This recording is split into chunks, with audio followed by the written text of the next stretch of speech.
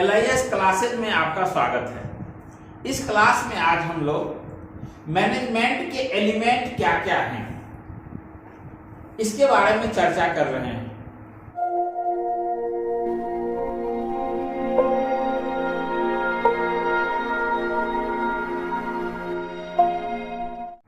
तो सबसे पहले मार्टिन जो गुलिक साहब थे, उन्होंने पोस्ट कॉर्ब के बारे में एक बहुत ही बेहतरीन तरीका का फॉर्मूला दिया कि जिस फॉर्मूला के द्वारा हम किसी भी मैनेजमेंट को संभाल सकते हैं, मैनेजमेंट को चला सकते हैं। इसके लिए उन्होंने एक फॉर्मूला दिया पोस्ट कॉर्ब।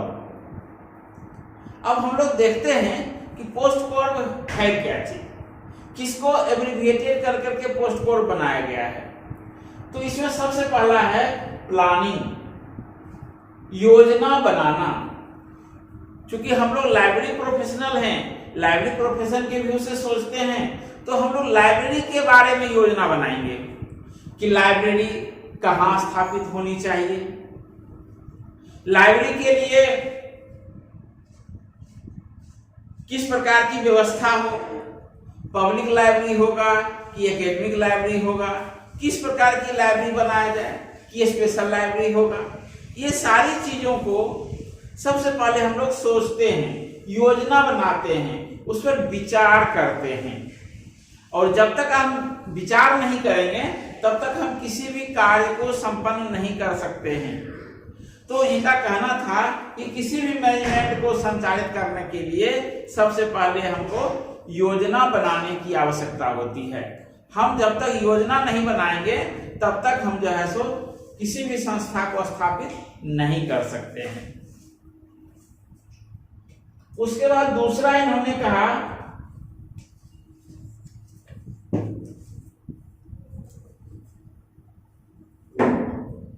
ऑर्गेनाइजिंग करना। पोस्ट कॉर्ब का दूसरा पार्ट है ऑर्गेनाइजिंग। ऑर्गेनाइजिंग यानी कि संरचना को सही करना, संरचना को बनाना। अब सपोज दैट एक एग्जांपल आपको देते हैं। एक यूनिवर्सिटी की लाइब्रेरी है, सेंट्रल लाइब्रेरी, उसमें सिर्फ एक लाइब्रेरियन, एक क्लर्क, एक प्यून को दे दिया जाए तो वह सारे कामों को वह एक लाइब्रेरियन संभाल नहीं सकते हैं। इसके लिए अलग अलग लाइब्रेरियन की आवश्यकता है। अब देखिए सवाल उठता है, लाइब्रेरियन तो कोई एक ही होगा, मेन लाइब्रेरियन, वो हेड लाइब्रेरियन होगा, लाइब्रेरियन होगा, और उसके अधीनस्थ डिप्टी लाइब्रेरियन, उसके अधीनस्थ असिस्टेंट लाइब्रेरियन, फिर उसके अधीनस्थ सेमी प्रोफेशनल बहुत सारे होंगे। तो एक प्रकार से आपको सबसे जो है सो ऑर्गेनाइजिंग करना है, संगठन बनाना है। अगर मान लीजिए पब्लिक लाइब्रेरी है तो वहां भी लाइब्रेरियन होगा, बड़ी लाइब्रेरी होगी तो लाइब्रेरियन होगा, डिप्टी लाइब्रेरियन होगा, असिस्टेंट लाइब्रेरियन होगा, फिर क्लासिफायर कैटलॉगर का पोस्ट होगा। यानी कि आपको किसी लाइब्रेरी को संचालित करने के लिए आपको एक प्रकार का फ्रेमवर्क बनाना होगा, और उस फ्रेमवर्क के अधीन लोगों के कामों को बांटना पड़ेगा। कामों को बांट करके, यानी जैसे पोस्ट हम क्रिएट करते हैं तो ऑटोमेटिक उसका वर्क भी डिवीजन हो जाता है, वर्क का डिवीजन किया जाता है, और उस संरचना के द्वारा हम लोग जो है सो लाइब्रेरी को और व्यवस्थित तरीके से संभालते हैं। थर्ड है स्टाफिंग, स्टाफिंग, स्टाफ, कर्मचारी व्यवस्था। हम लोग इसके बारे में थोड़ा सा चर्चा तो किए हैं, ऑर्गेनाइजिंग में भी, संगठनात्मक में भी। कर्मचारियों की व्यवस्था करना है, यह बहुत ही इंपॉर्टेंट चीज है कि कर्मचारी की व्यवस्था करना। इसके लिए आप किसी भी संस्था को चलाने के लिए कर्मचारी को जब आप अपॉइंट करते हैं तो अपॉइंटेड करते हैं तो आपको उसमें देखना पड़ेगा कि कर्मचारियों में क्या क्या गुण होनी चाहिए, कर्मचारी उस काम को करने के लिए स्किल्ड है कि नहीं, कर्मचारियों को उतना पेमेंट मिलना चाहिए जो कि उसके लायक हो। एक उचित पेमेंट किसी भी कर्मचारी को मिलना चाहिए। तो इस प्रकार से कर्मचारियों को व्यवस्था करना ये बहुत ही इंपॉर्टेंट चीज है, क्योंकि हम लोग जानते हैं कि अगर आप बिल्डिंग बना दिए, बुक रख दिए तो लाइब्रेरी में उसी से लाइब्रेरी नहीं चलेगा। कर्मचारी जो डिवोटेड होगा, एक डिवोटेड कर्मचारी ही किसी लाइब्रेरी को बेहतरीन तरीके से चला सकते हैं। वहां पर यह नहीं देखा जाता है कि हम नौकरी कर रहे हैं, वहां यह देखा जाता है कि हम सेवा कर रहे हैं। और जब तक कर्मचारी सेवा भावना से काम नहीं करेंगे तब तक उस लाइब्रेरी का या उस मैनेजमेंट का डेवलपमेंट नहीं हो सकता है। तो इस प्रकार से हम लोग देखते हैं कर्मचारी व्यवस्था बहुत इंपॉर्टेंट है। इसलिए बड़ी बड़ी कंपनियों में आप लोग देखते हैं एचआर का एक पोस्ट होता है, मैनेजर होता है एचआर, जो इम्प्लॉई को ही अपने यहाँ एक स्किल्ड इम्प्लॉय कहाँ से आएगा, कैसे आएगा, किस प्रकार से आएगा, कैसे इंटरव्यू के द्वारा, लिखित परीक्षा के द्वारा किस प्रकार से आएगा इम्प्लॉय, उसके बारे में ही वो चिंतन करता है, विचार करता है, उसके लिए योजना बनाता है कि हमारे यहाँ स्किल्ड कर्मचारी कैसे आएगा। और जो कर्मचारी है उसके लिए समय समय पर ट्रेनिंग दिलाना, समय समय पर उसको जो है और आगे काम करने के लिए इंकरेज करना, ये सारी चीजें जो है सो कर्मचारी व्यवस्था के अंतर्गत आता है। अब देखिए ये फोर्थ है डायरेक्टिंग, निर्देशन करना। अब देखिए बहुत इंपॉर्टेंट चीज ये भी है कि आपके पास बिल्डिंग भी है, लाइब्रेरी बुक्स भी है, कर्मचारी भी रख ली है, लेकिन कर्मचारियों को डायरेक्शन करना, संभालना, कर्मचारियों से काम लेना, ये बहुत इंपॉर्टेंट चीज है। अगर मान लीजिए कोई डायरेक्शन किसी का नहीं है तो फिर क्या होगा, स्थिति अराजकता का हो जाएगा। फिर उसमें क्या होगा, काम जो होना चाहिए वो काम नहीं हो पाएगा। तो ये बहुत ही इंपॉर्टेंट चीज है कि निर्देशन करना, समय समय पर कर्मचारियों को वर्क बताना, निर्देश देना, आपको ये काम करना है, ये काम अच्छा हो रहा है, ये काम बुरा हो रहा है, इस प्रकार से निर्देशन देना ही भी बहुत ही इंपॉर्टेंट काम है। उसके बाद देखिए कोऑर्डिनेटिंग करना, समन्वय, कोऑर्डिनेटिंग करना, कोऑर्डिनेट करना, ये भी बहुत इंपॉर्टेंट चीज है। जो डायरेक्टर होते हैं वो कोऑर्डिनेटर भी होते हैं, लेकिन बहुत सारे संस्थान में जो कोऑर्डिनेटिंग होता है, कर्मचारियों के बीच में आपसी समन्वय होता है, ये बहुत ही जरूरी चीज है। अगर कर्मचारियों के बीच में आपसी समन्वय नहीं हो तो कर्मचारियों में अनुशासनहीनता का विकास होता है, वो अनुशासन प्रिय नहीं रह पाते हैं। एक कर्मचारी सपोजेड काम नहीं करेगा ढंग से, दूसरा भी कर्मचारी उसी की तरह धीरे धीरे नकल करना शुरू करेगा। तो इसके लिए जरूरी है कि समन्वय होना चाहिए। सीनियर अधिकारी अपने जूनियर को, वो जूनियर अधिकारी फिर अपने से जूनियर को, एक प्रकार से सबों में प्रकार तालमेल बना हुआ रहना चाहिए कि जिसके द्वारा एक प्रकार से समन्वय बना हुआ रहे और उसी समन्वय के आधार पर वो लोग जो है सो काम करें। तो किसी भी मैनेजमेंट का, चाहे वो बड़ी इंडस्ट्री हो या सेवा क्षेत्र में और भी कोई वर्क हो या लाइब्रेरी हो, वह सही ढंग से काम कर पाएगा। उसके बाद है प्रतिवेदन, रिपोर्टिंग। इसको देखिए,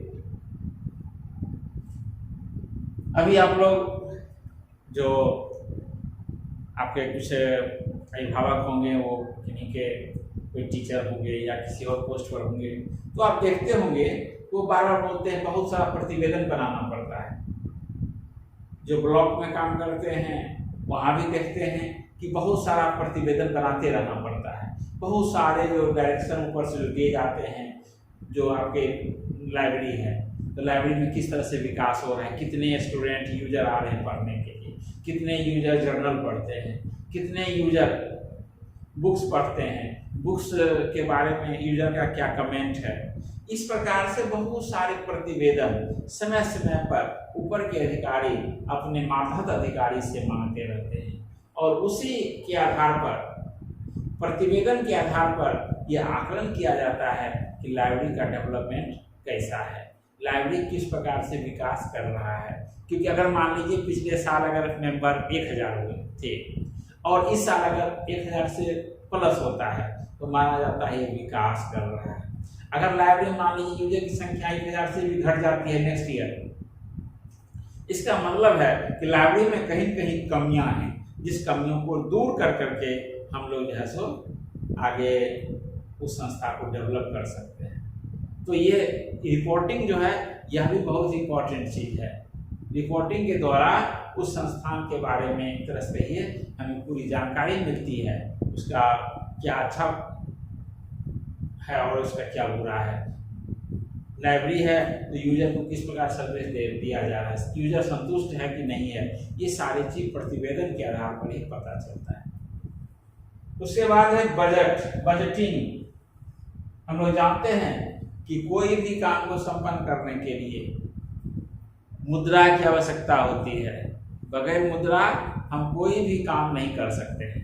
तो आप किसी भी संस्था को चलाइएगा तो आपको उसके लिए बजट की आवश्यकता होती है।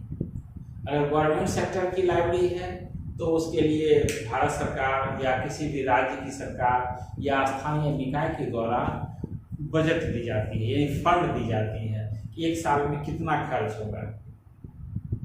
उसी खर्च के अनुसार बजट बनता है और उसी बजट के आधार पर काम होता है।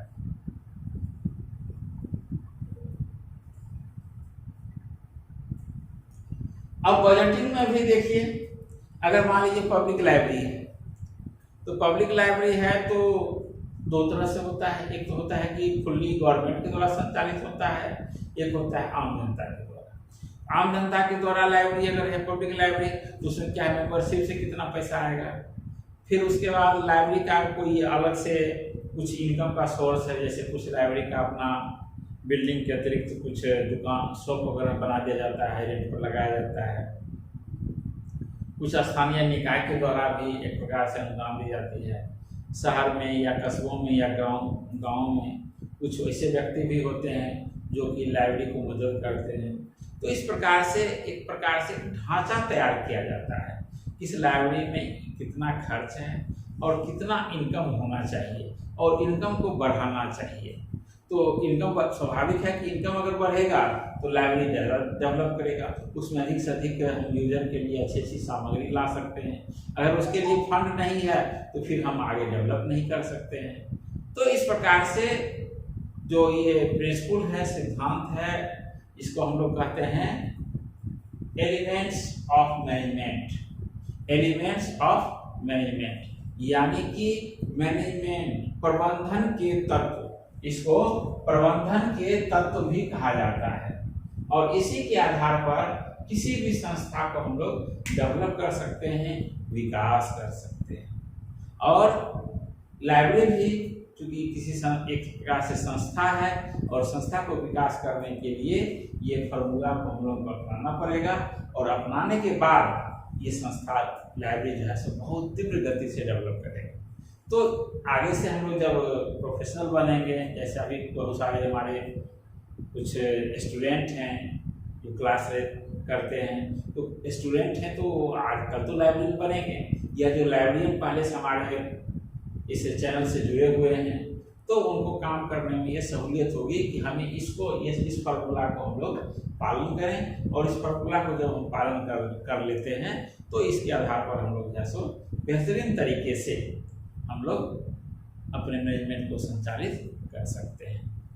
तो इस क्लास में आज इतना ही, फिर हम लोग नेक्स्ट क्लास में नेक्स्ट टॉपिक पर हम लोग डिस्कस करेंगे।